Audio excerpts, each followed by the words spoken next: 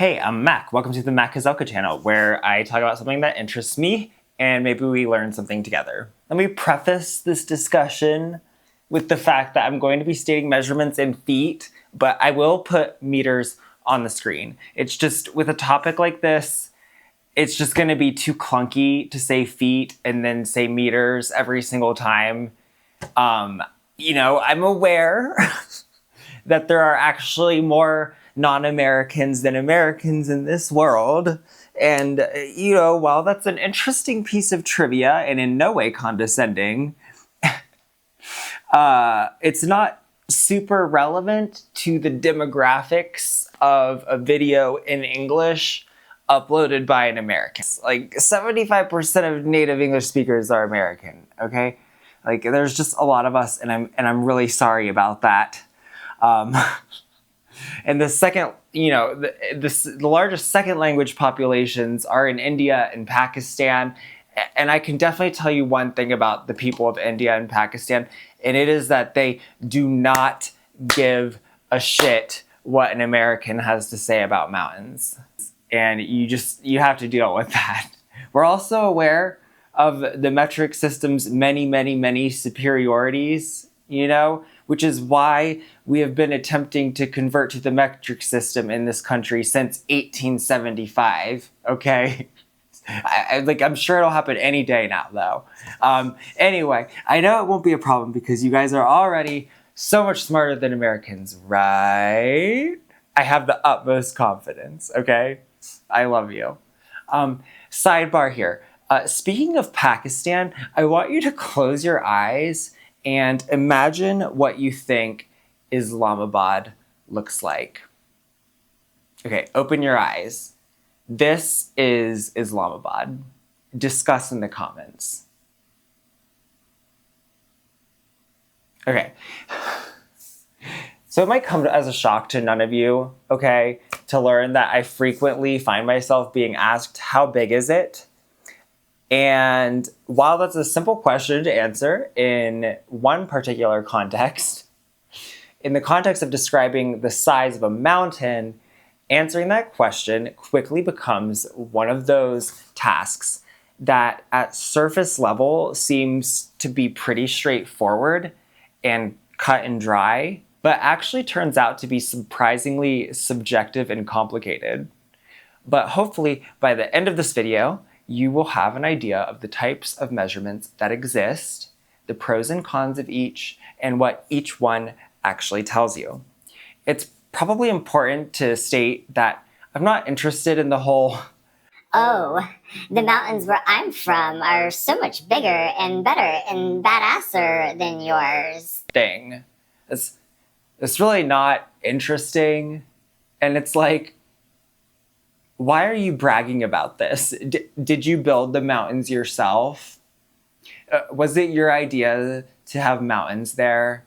Okay, did you come up with the design? Right. So it's a pretty silly thing to be all braggadocious about. Okay, there are going to be a lot of comparisons used to illustrate the shortcomings and strengths of various mountain metrics in this video, but let's try to keep some perspective on the issue, all right?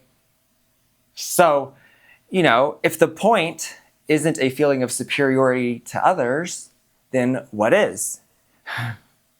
There are the obvious cases in which an accurate comparison of mountain sizes is important, such as skiing, hiking, mountaineering. A bigger mountain is generally going to be more challenging to ski, hike, and climb, but a more enjoyable and rewarding thing to accomplish, assuming that all the other factors between the two mountains are the same. However, even if you're not a mountain sports participant, the various metrics that measure the size of a mountain are a great way to know which scenic locations are likely to be particularly breathtaking and which ones are potentially skippable. And as we'll see later on, sometimes with some metrics, they will even identify for you the most impressive viewpoints of a given mountain so that you know where to check it out from. The most commonly cited statistic for the size or height of a mountain is elevation. If only a single number is provided about a mountain, it's going to be elevation. The highest point in the contiguous US is located in... why are you saying Colorado? It's in California. It's Mount Whitney in California at 14,505 feet. Great. That's the biggest, tallest mountain in the contiguous United States. Case closed, dusted, great work, everybody. Good luck getting a permit for it, by the way. Seriously, you can't get a permit for Mount Whitney. Except, wait a minute, there's a problem here. Anyone who has seen both Mount Whitney and Mount Rainier can tell you that the 14,410 foot Mount Rainier appears much, much larger than Mount Whitney, despite being 95 feet lower in elevation. I guarantee you this would be a unanimous verdict. Nobody would ever say that Mount Whitney seems bigger than Mount Rainier. Okay, the first time I glimpsed Mount Rainier out of a plane window, okay, and I was flying by myself, and I actually blurted out, "Oh my God," in front of a bunch of smugly delighted Seattleites, and it was so embarrassing. Comparing across continents, judging by elevation, one might conclude that Colorado's highest summit, Mount Elbert, at 14,423 feet, is not only 13 feet larger than Mount Rainier, but also 781 feet larger than Switzerland's Jungfrau, or 1,818 feet larger than France's Aiguille du Midi. A conclusion to which I'm sure the French might respond along the lines of, "Bien sûr, Jeannette." So what's going on here? How can the conclusions that we reach based on elevation be so completely at odds with perceived reality? Seriously, it doesn't comport, does not compute. Well, first we need to understand what elevation means. Mount Elbert is indeed the highest point in Colorado at 14,423 feet in elevation. But does that mean if you hike Mount Elbert, you're gonna be 14,423 feet higher than where you started? That doesn't seem very likely, considering that the lowest elevation anywhere in Colorado is 3,317 feet at the banks of the Arickaree River at the Kansas border, which is the highest, lowest point of any US state. I love that statistic, the highest, lowest point. The Great Plains states like Nebraska and Kansas are locally very flat, but on a macro level, they basically are long sloping ramps up to the Colorado Plateau. The lowest point in Kansas is a little under 700 feet at its eastern border, and it gradually slopes upward to a little over 4,000 feet at its western border, which gives it an elevation range of 3,362 feet, slightly higher than the 3,213 foot range of the conventionally hilly state of Pennsylvania. So we can see one of the major issues with elevation as a metric of size starting to emerge here. Elevation tells you how much higher than the ocean something is, not how much higher than the surrounding terrain it is. It's common to hear elevation stated like Mount Elbert is 14,423 feet tall. Well, it's not really accurate. It's 14,423 feet high, or 14,423 feet in elevation, or 14,423 feet above sea level. If I told you right now that I'm 6'10", you would probably say no, you're 5'10" and you're standing on a box that is a foot tall. Because, while something being high can refer to elevation or size, tall always means size. An airplane that's cruising at 35,000 feet is 35,000 feet high, but it's definitely not 35,000 feet tall, right? That doesn't stop people from creating stupid graphics like this that I find absolutely infuriating. I hate these. I hate them. They piss me off so much. I understand thinking that it's clever from a graphic design perspective, but it's worse than just using a bar graph, because when you make it look like it's a representation of the mountain, it gives the impression that Everest extends down to sea level, which it most certainly does not.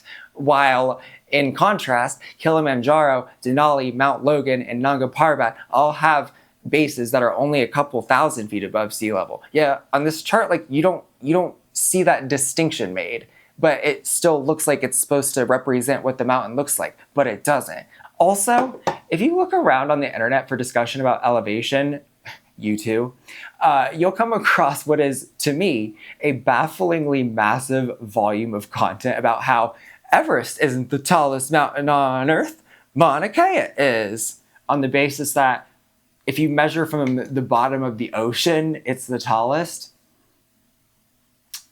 I'm sorry, but like, first of all, other than being a mildly interesting piece of trivia about the volcanic origin of the Hawaiian Islands, this is not relevant.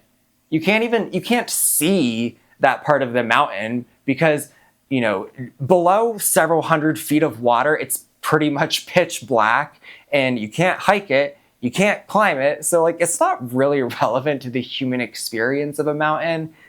Second of all, I don't see any reason why Mauna Kea gets to be measured down to the bottom of the ocean 100 miles away from its summit when the ocean reaches almost as deep 100 miles from Mount Logan or Mount St. Elias, which would exceed the measurement being put forth for Mauna Kea. It's just kind of silly, okay? And besides, Mauna Kea there are more impressive mountains on Kauai and Maui, okay? I mean, if you're saying this about Mauna Kea, please stop. You are being kohu'ole. So while elevation's not particularly useful for communicating the size of a mountain, it's still a useful stat to know, but mostly for purposes of hiking, skiing, mountaineering, but not so much for sightseeing.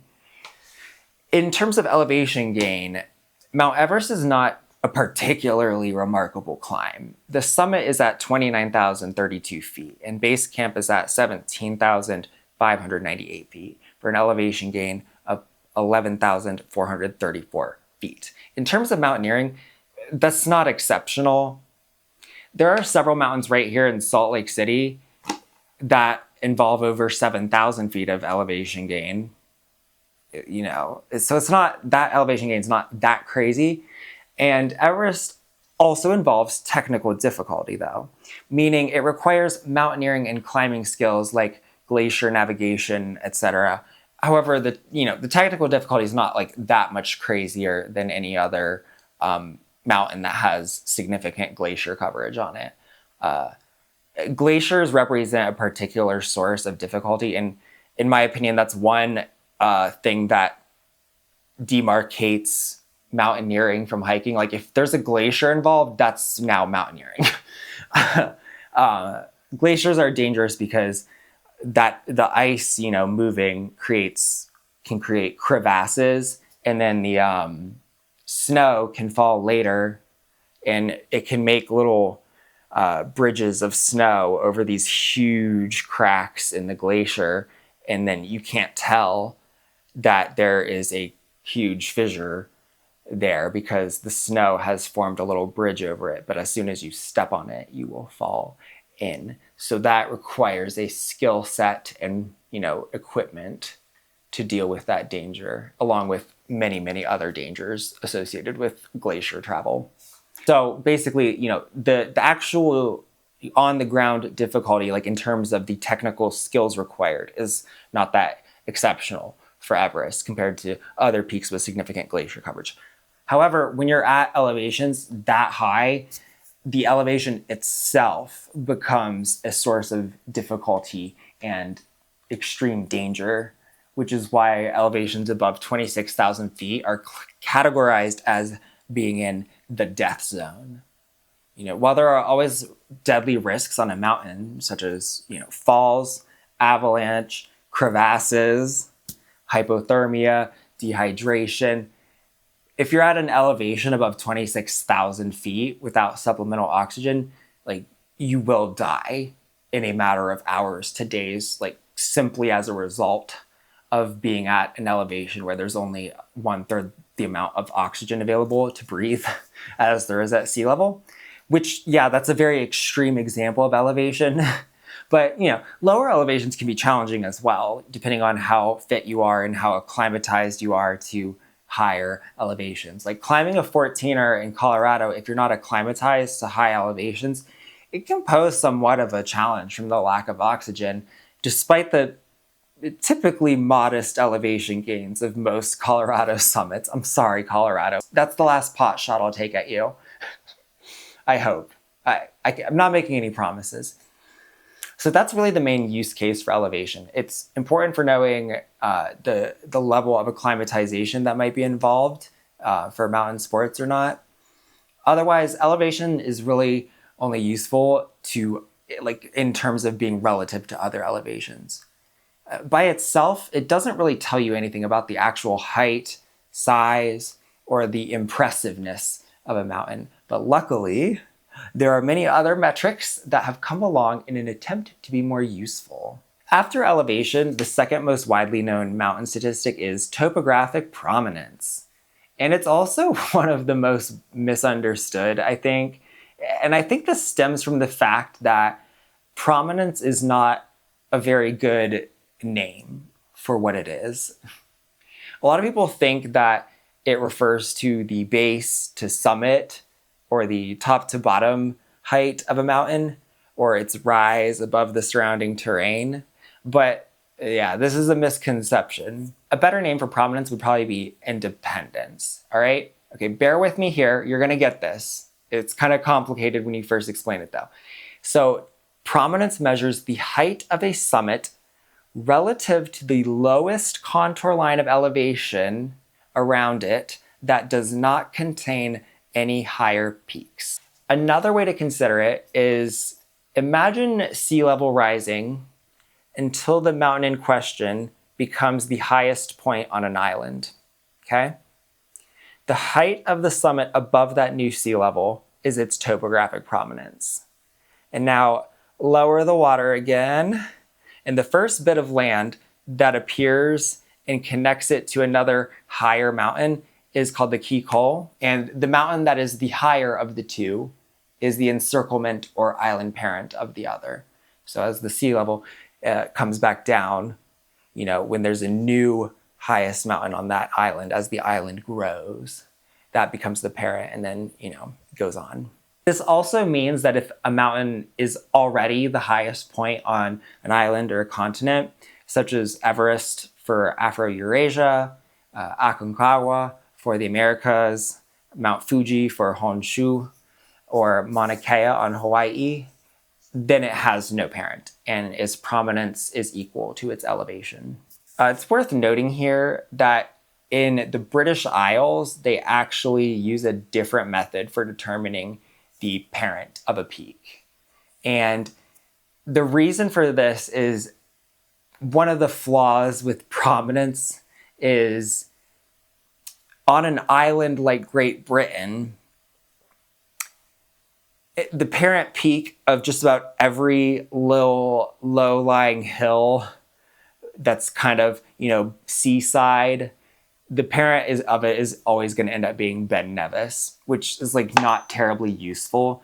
So instead they do it based on watershed. So a lower peak's parent will be whatever larger peak's watershed it is in. So then you can just go up the line there instead of just ending up with just Ben Nevis every time. Do you see why Ben Nevis will end up being the parent of every peak that's of every little hill by the sea? It's because you have a little hill by the ocean, right? And so what do we do to figure out prominence? The water comes up, and as the water rises, and eventually it becomes the highest peak on a little island, right? That little hill. And it's not going to take a lot of water to do that, is it? It's because it's just a low-lying hill near the ocean. All right, well, there we go. There's its prominence. And now if we lower the water again, as soon as it connects back to the mainland again, well, now its parent is Ben Nevis, because Ben Nevis is the highest point on Great Britain, which is not super useful. Also, I think they don't use the term hiking as much over there. I think they just call it tramping or walking or whatever. But yeah, you can't say tramping. You can't say tramping over here. That's funny. I figure it's kind of like this billboard that is supposed to be promoting using reusable bottles and recycling and stuff. that I pass on my way to work. It says, go from being a single-use bottle tosser to a reusable hydrator. And I'm like, probably wouldn't say that in the UK. Tosser. No. Tosspot. No. Tossed off. Stop tossing. But it's true, you are a tosser if you use single-use plastic, okay? You're a single-use bottle tosser. So, now that we know what topographic prominence is, what is it useful for? Here's an example. This mountain is known as Broad's Fork Twin Peaks, and it is one of the most brutal and grueling hikes or tramps. You see why you can't say that in America? In the Wasatch Mountains, involving about 6,200 feet of elevation gain. But like, wait a minute, is this one mountain or is this two mountains? I think we can all agree that this is clearly one mountain, right? It just has two peaks. And this is exactly the sort of problem that prominence is used to solve. So the East Peak here is 11,330 feet in elevation, which is 2 feet higher than the West Peak. The East Peak has 1,426 feet of topographic prominence, whereas the West Peak only has about 98 feet, because its topographic prominence is just going to be that little part coming up from the little space between the two peaks, the cleavage, if you will. Because think about it. If we had to bring the ocean up until it's the highest point on an island, right? For that West Peak to be the highest point, that ocean's gonna have to come all the way up and fill in that cleavage, right? Because otherwise, the East Peak is gonna be the highest point on that little island, because eventually it's just gonna be those two left as the water comes up, right? So it's got to go up. You got to get the water going up until it fills in the cleavage, and that's when the West Peak becomes the parent of its own little domain, and that's why it only has 98 feet of topographic prominence, and that's why it's not a mountain. It's just a sub-peak of the East Peak. Also, when I say that is a gruel. I meant to say brutal, and then I started to say grueling. Gruel. God damn it. Right. Well, Gruel. When I say it's grueling and brutal, okay, I have this thing in how I evaluate the difficulty of a hike. And there are some mountains that are very honorable opponents, right? I always think of it as like I'm taking on an opponent when I'm hiking a mountain. It shakes your hand, as you challenge it, bows to you. It's like good game, right? And it shakes your hand. The Broad's Fork Twin Peaks, like you go in to shake their hands and they push you. I call the sore loser, fighting dirty factor of a hike. Like they're just sore losers. They can't just let you have the summit. And you summit, and then if you're coming down this one route, eventually you just get to this like 20-foot rock wall, and you have to like wedge your hand into like this crack and like try to hold on, because like it's 1,000-foot drop below you, and you're just like, oh, okay, probably should have brought a rope. Oops, I didn't. So anyway, different lists of mountains will have different cutoffs for how much prominence a mountain must have to be considered a mountain and not just a sub-peak of another mountain. For example, the Colorado list of 14ers uses a 300-foot prominence cutoff. The Mountains of England and Wales uses a 15-meter cutoff, and the Maryland list for the British Isles uses a 150-meter cutoff. downhill skiing is one of the realms where the problems with using elevation as a descriptor of mountain size are readily apparent.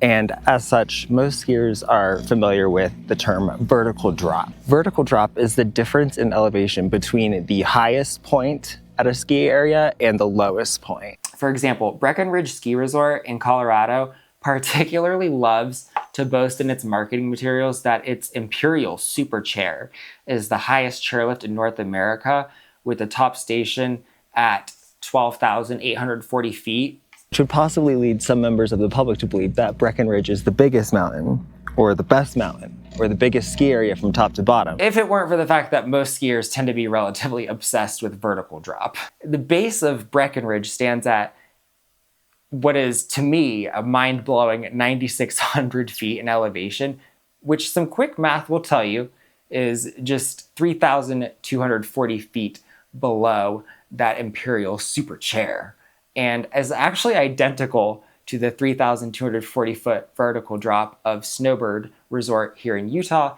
even though Snowbird does not have the highest chairlift in North America. Although you can cover that entire vertical by just riding the tram once, so that's cool. Partially because the Wasatch Mountains, where it is located, like we don't even have mountains that exceed 12,000 feet here, okay? So this seems like a very clean, simple, and intuitive metric, doesn't it? Like, it's super useful. Unlike elevation, it actually describes something that contributes to the experience of a mountain.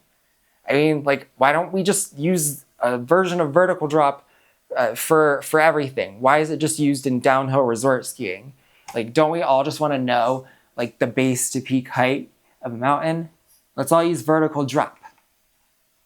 Well, no, it's not that simple. Actually, it's pretty complicated.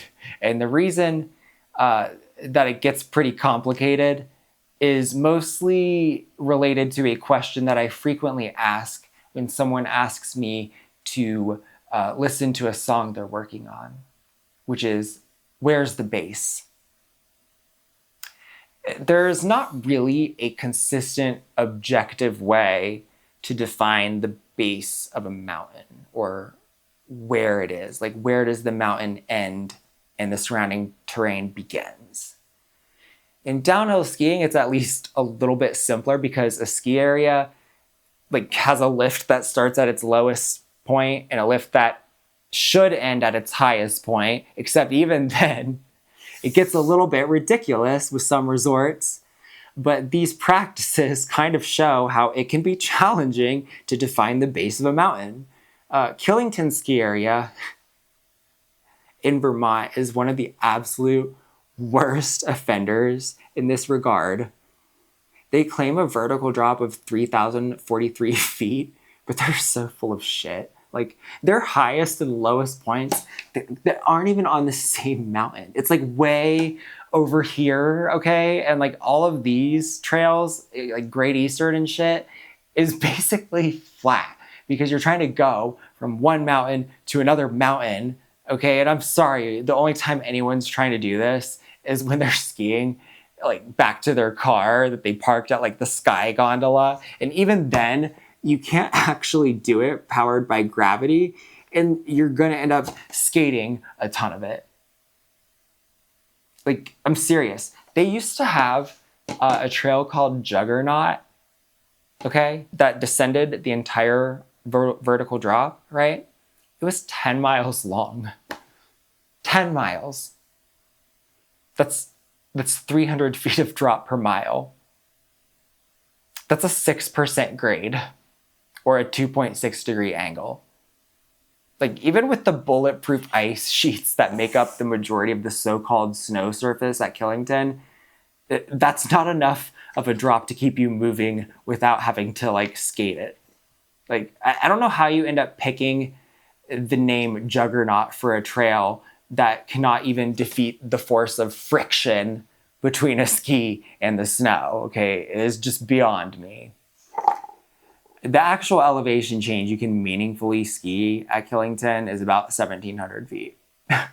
Point is, do you see how men, and it's definitely men, not women, who are responsible for this, will do all kinds of blatant bullshit to make the mountain's numbers bigger?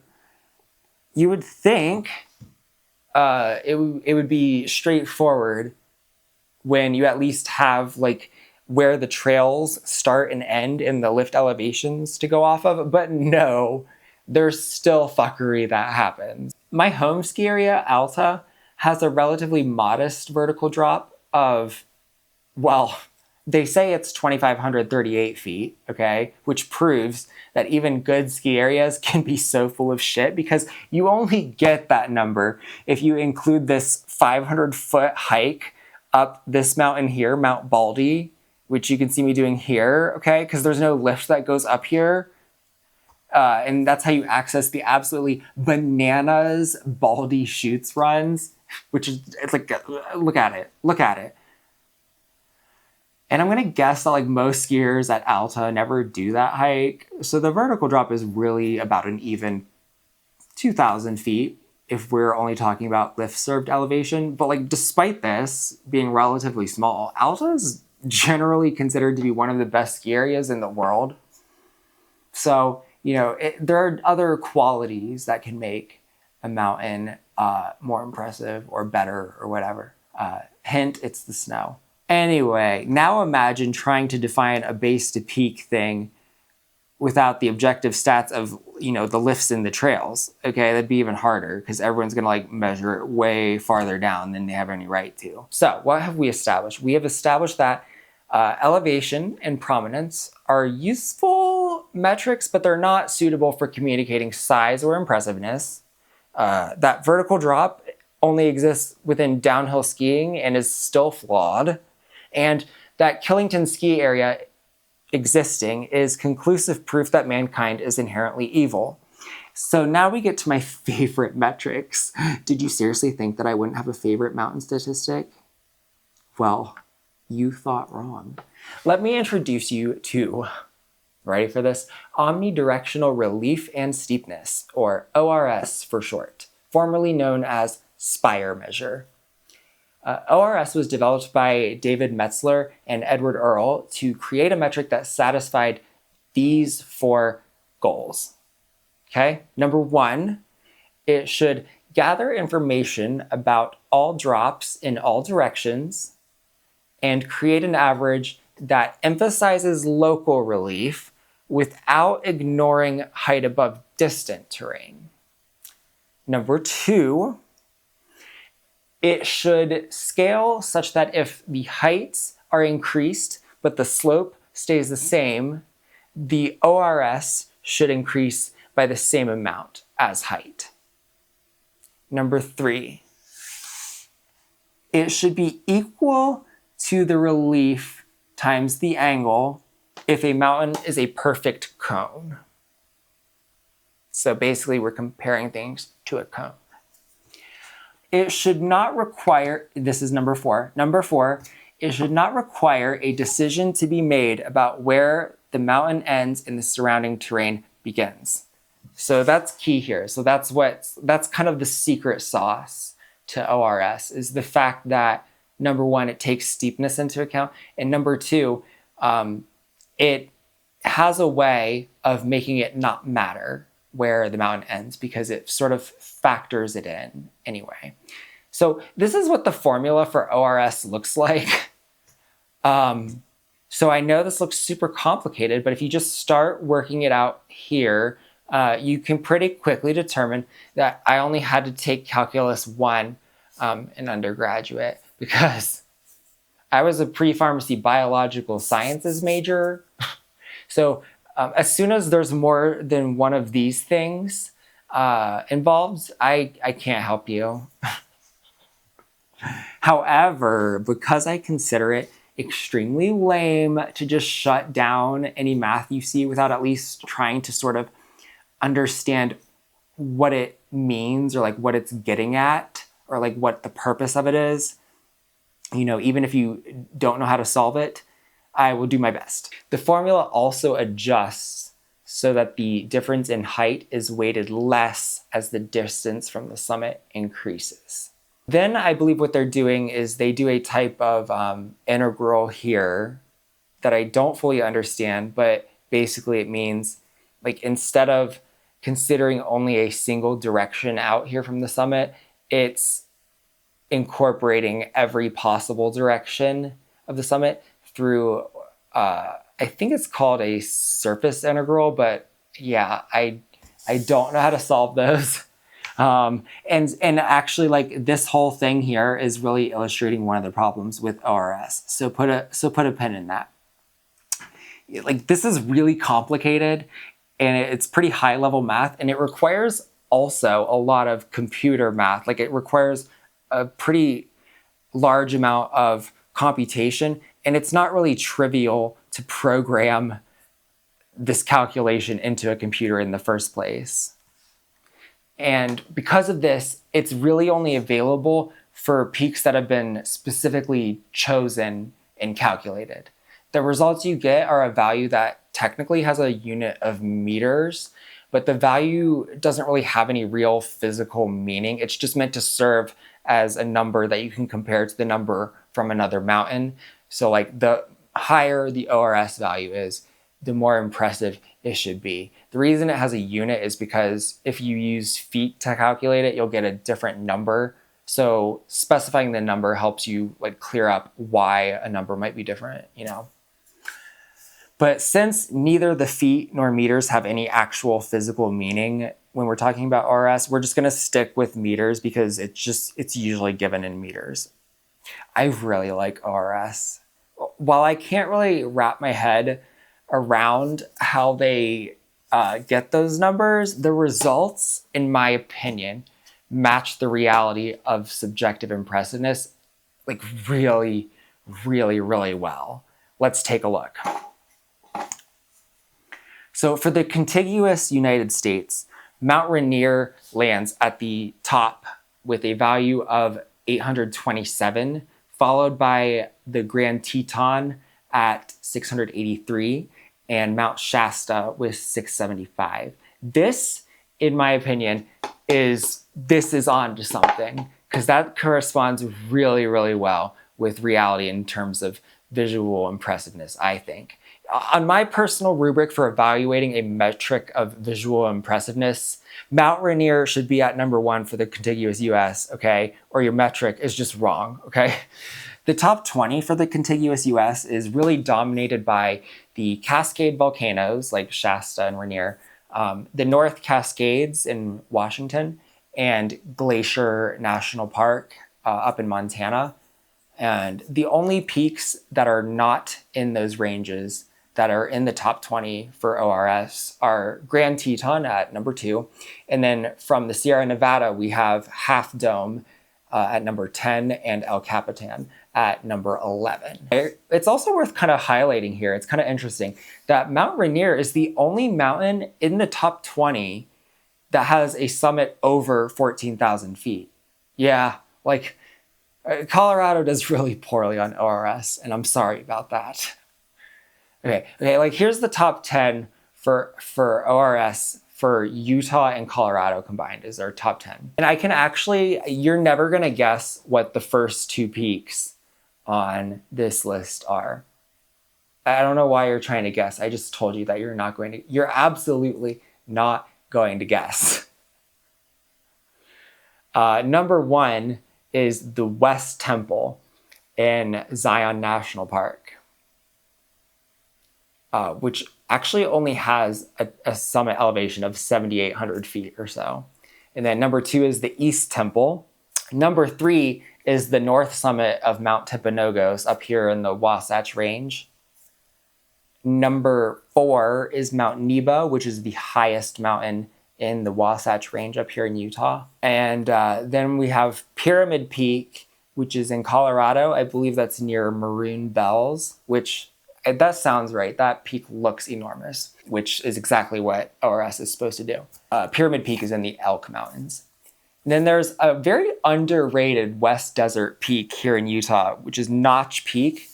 Notch Peak is the second largest vertical cliff face in the contiguous US after El Capitan in California. I highly recommend checking it out. It's very astonishing, and it's kind of like underappreciated except by like rock climbers. And then after that comes Long's Peak, which is in the Front Range in Colorado. And we have another Utah mountain here, which is Cascade Mountain here in the Wasatch Range. And that mountain has a lot of much higher peaks near it, but it still performs very well. And I would agree that it has chosen that one correctly, because it seems much larger than its elevation would have you believe. And then we have Pigeon Peak in the San Juan Range in Colorado. And then our final in the top 10 place, Mount Sopris in the Elk Mountains of Colorado. As a current Utah resident, absolutely spot on. The temples in Zion National Park are pretty hard to beat in terms of just being jaw-dropping. And Cascade Mountain is and Timpanogos, everyone knows Timpanogos around here, but like Cascade Mountain is definitely a sleeper hit, and it's very imposing. And both Timpanogos and Cascade rise about 7,000 feet straight out of the valley floors around them. And there are many mountains nearby that are higher in elevation than Cascade Mountain, but they are definitely nowhere near as visually impressive. So this is from the top of Cascade Mountain as we're moving along the ridge there to the summit. The Canadian Rockies are a mountain range that gets massively screwed over when you use elevation to communicate size. But for ORS, here's the top 5, putting up some very big numbers, okay? Mount Robson at 941. We have Mount Bryce, I hardly know Bryce, at 805.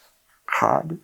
Mount Goodsir at 760, Mount Columbia at 753, and Mount Poix Croche at 691. All right, so let's move over to the Alps and let's find out, what are the 5 most impressive peaks in the Alps according to ORS, right? Number 1, ORS tells us, is Der Eiger at 977. And then number 2 is Das Matterhorn at 970. Number 3, Mont Blanc at 905. And then we have Monte Agner at 810. Number 5, we have Le Grand Joras at 794. Getting more extreme, let's venture into Alaska and northern Canada and find out what the most impressive mountains out there are. Number 1, not Denali, it's Mount St. Elias at 1334. Number 2 is Denali at 1242. Number 3 is the highest peak in Canada, which is Mount Logan at 1172. And then for number 4, we have Mount Sanford at 1123. And then number 5, we have Mount Foraker at 992. So those should be the 5 most impressive up there. Okay, to get to the biggest ORS values, we of course will need to go to the Himalayas, but notice the distinct lack of Everest here, okay? Number 1 is Nanga Parbat at 1740. This mountain in Pakistan is considered to have some of the largest faces, mountain faces in the world. From its summit at 26,660 feet, its north face plunges over 23,000 feet continuously down to the Indus River Valley below. Number 2, for most impressive, is Dhaulagiri, which is 1680 in ORS. This is located in Nepal. This 26,795 foot summit is the highest mountain located within a single country, and it is the deadliest mountain in Nepal with a 16% fatality rate compared to the average 1.63% rate for all peaks over 26,000 feet in Nepal. Number 3 is Rakaposhi at 1612 in ORS. Taking us back to Pakistan, this mountain has a summit elevation of 25,551 feet, and the elevation gain from base camp to the summit is nearly 17,000 feet, which is the largest such elevation gain in the world. Number 4 is Machu Picchu at 1532. This absolutely crazy looking mountain is sacred, and as a result, it is illegal to climb it. Nepal will not issue a permit for it. Number 5 is Manaslu at 1526, which is also in Nepal, and it is a very controversial mountain, okay? It features a false summit separated from the true summit by a very dangerous, extremely long, very exposed knife edge ridge with large cornices. Cornices are overhangs of snow created by the wind blowing across a mountain. And they're very dangerous because it's difficult to impossible to know that you're standing on a cornice, and they can break off at any moment since they're just made of snow. And in 2021, an investigation found that the vast majority of supposed summiters had in fact not stood on the true summit of this mountain, but rather had only stood on the false summit that is reached before that long, dangerous knife edge ridge. Seriously, this pisses me off so much. And these fucking fakes have the audacity to claim they didn't know. Really? You just got up there, right? And you were like, gosh, which of these is the real summit? That point beyond that extremely dangerous ridge that sure looks like it's higher than where I'm standing? Or the one that I'm standing on right now? Must be the one I'm standing on right now. I mean, who knows? Who can say? What a mystery. No way to tell, I guess. You know, because remarkably, an alarming number of these supposed summiters seem to develop some sort of amnesia about what the definition of a summit is, as if this is a remotely confusing concept, but whatever, you know, whatever. Like, are you fucking kidding me with this bullshit? Was that ridge just too dangerous and difficult and exhausting for you? What are you doing? That is the entire point of this whole thing. That's what makes it an impressive feat. You can't just do all of it except for the most difficult portion, okay? Well, I mean, that's not the most difficult portion of climbing any of these mountains, okay? Let's be real. Let me get this straight here. Okay, the most difficult part is accumulating enough wealth that you can just not work for weeks or months at a time and spend $100,000 on your little expedition into the Himalayas where you can pretend it's because you're more physically competent or mentally strong or hardworking, you know, than a mountaineer like me who cannot take weeks or months off of work and will never be able to afford, okay, a trip like that in his life. And therefore, you don't have to worry about him proving your ass wrong. Everyone will just idolize and worship you as if you have more bravery or courage or strength or fortitude than a mountaineer like me. But you don't, okay? You just have more money than me, okay? And that's why you've done it, and I haven't. And it is only for that reason, okay? Seriously, like, it just pisses me off to find out that the majority of you are fucking around with this poser bullshit when so many of us would kill to have that privilege and opportunity. You want to chicken out on that little ridge, okay? Well, then turn around and go home and don't fucking say you summited when you goddamn didn't, you absolute disgrace. Do you think that was the real summit? Go fuck yourself with that oh so convenient ignorance. Like, wow, okay. Well, it seems like you're not leaving all of the trash on the mountain, are you?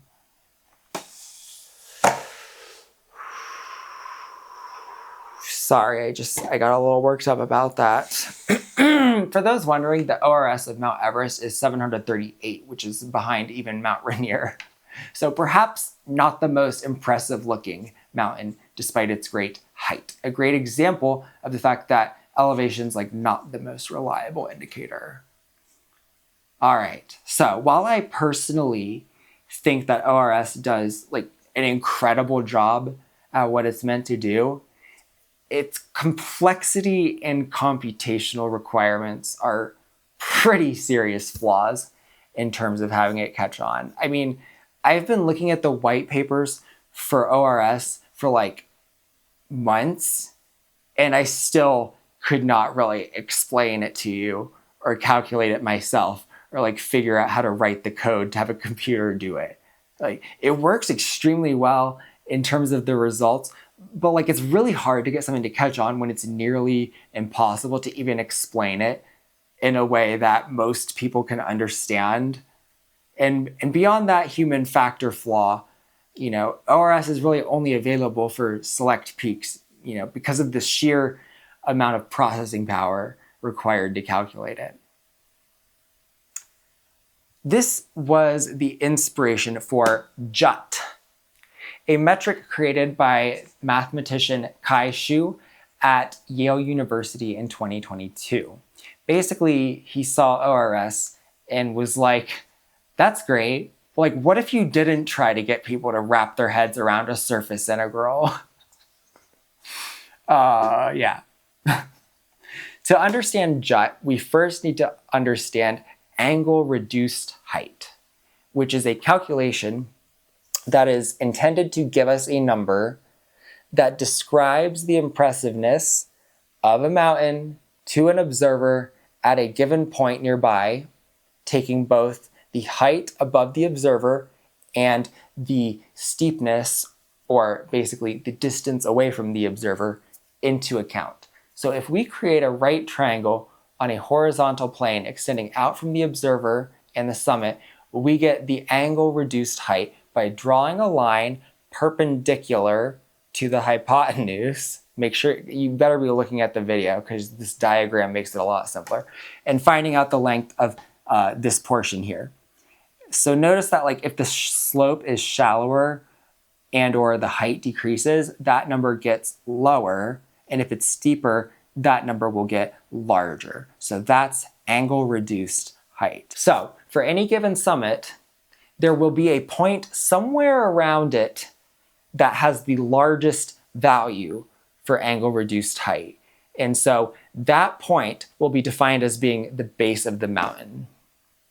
And it's important for something like this to have a non-arbitrary way to do that, to define where the base of the mountain is. So the angle-reduced height value at that point, so the point where it is maximized, that is the JUT. The JUT is the highest possible angle-reduced height for a mountain, and the base is considered to be wherever geographically that maximum is. So this adds another interesting use case for JUT, and it's a purpose that we've not yet seen. It tells you where the most impressive view of a mountain can be found. It's likely to be wherever the base, according to JUT, is. The fact that it only considers the most impressive viewpoint, though, does mean that as opposed to ORS, JUT is more forgiving of mountains that might only have like one impressive side. So let's look over the rankings and we'll compare the top 5 in elevation, prominence, ORS, and JUT. With Utah, you can really see some interesting disagreement between elevation, prominence, and our impressiveness measures. None of the highest elevation mountains appear in the top 5 for ORS or JUT, and Mount Nebo is the only mountain in the top 5 for prominence to also appear in an impressiveness top 5, being number 4 for ORS, but the other most prominent peaks did not even show up. So that's kind of interesting and kind of says a lot about how like prominence and elevation, like they don't necessarily tell you whether a mountain is impressive or not. And then as we come over to the Alps, you can sort of see here how JUT tends to give more of a boost to mountains that have one particularly impressive face, whereas it might not favor as much something that's like a pyramid, the way that the Matterhorn is. And you can see there's another flaw with JUT here as well, where JUT does not account for prominence the way that ORS does. ORS does account for prominence, and it lowers the score if the prominence is low. But JUT does not really account for that yet, and so that's why you can see several Jungfrau peaks appearing on the Jut list. So, like while ORS and Jut are similar, like they do, jumping over to North America here, there's some agreement between Jut and ORS. However, you can kind of see here how, again, that prominence thing is a little bit of a flaw with Jut, because we have like 3 peaks of Denali appearing on the Jut list, which is a little bit questionably useful. Also, I feel bad for Mexico with Popocatépetl and Citlaltépetl only appearing on the not appearing on the impressive metrics. I'm sorry, it's not my choice. But jumping to the overall for the world, there's several interesting things going on here. For one, we can see how prominence tends to favor. It favors any mountain that is the highest point on its landmass. So that's why we have Aconcagua and Kilimanjaro appearing on this list when they don't appear on any of the other lists. And then we also have, again, that flaw with Jut where Annapurna keeps appearing on the list. Other than that repetition, kind of, they're fairly in agreement between Jut and ORS, but obviously they disagree with elevation and prominence. Jut gets it mostly right in terms of like broadly around where each peak should be, but like when you get down to the individual rankings, I don't know if I would agree with that. When you get down to the nitty gritty, like individual levels of it, but I would say that it broadly puts them in terms of which percentile each peak should be in. I would say, yeah, it gets it mostly right. But an example of like the individual granular nitpicky stuff where I would take issue is the fact that Jut really rewards any mountain that just has like even one nearly vertical face, even if that's not, the other faces of it. Like number 1 in Jut is Mount Rainier for the contiguous US, which yes, sure. But then number 2 is American Border Peak. And I agree that this mountain is very, very, very impressive and it should be near the top of the list, but I don't think it deserves to be higher than Grand Teton. In fact, Jut places 12 peaks, including Half Dome and Mount Moran, above Grand Teton. And I just don't agree with that on the granular level. But you can really see what I mean with how it rewards mountains if they have even one vertical face, with Half Dome. But really, this is just nitpicking. I mean, those are all very impressive mountains, and Jut does a perfectly fine job of getting that across, It just needs, just getting them in the right percentile is good enough for me. And the approachability and accessibility is a very important factor with Jut. I think that ORS is a superior metric, but its complexity is such a problem. Also, if you're wondering why these lists are so dominated by peaks in the North Cascades, the Canadian Rockies, Glacier National Park, the Alps, it's because glaciers, for the most part, are how you end up with crazy, jagged, awesome looking mountains. And those mountain ranges are where the glaciers are, or at least were. So where can you find these? You can find Jut listings at peakjut.com. What's pretty neat is for each listing, you can also see where the most impressive viewpoint is. And then for ORS, you can find that at peaklist.com, along with some other stuff. It's a very Web 1.0 site though. Jut definitely has better marketing than ORS does. I hope that at least some of you found this as fascinating as I do, and that next time you hear someone say that Mount Everest is 29,032 feet tall, it sounds like fingernails on a chalkboard to you, just like it does for me. But what I hope most of all is that this inspires you to go out there and find a mountain to hike, ski, take photos of, explore, and most of all, be impressed by. Just not one in Utah, okay? The skiing is so much better in Colorado, you guys. It's so much better. Don't come here. Nope. All right, everybody. I've been Mac. Peace out. Bye!